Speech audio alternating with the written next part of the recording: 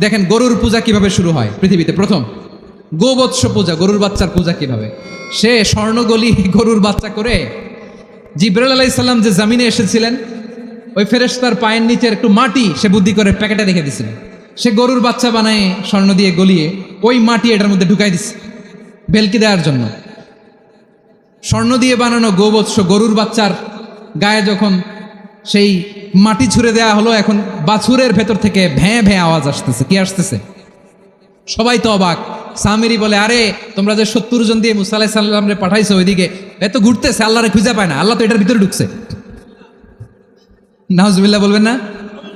তোমরা যে 70 জন দিয়ে পাঠাইলা, 70 জন নিয়ে মুসা আলাইহিস সালাম খালি ঘুরতেছে, আল্লাহরে পায় না। পাবে কেমনে? আল্লাহ তো, নাউজুবিল্লাহ, এটার ভিতরে সেজদা দাও। এই সেজদা দিয়ে গেল। আল্লাহর নবী হারুন আলাইহিস সালাম বললেন, খবরদার, এটা সুস্পষ্ট শিরক।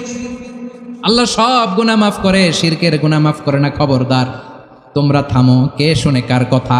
এই যে যেমন এখন আমরা, আপনারা আমার কথা শুনতেছেন না? শুনতেছেন?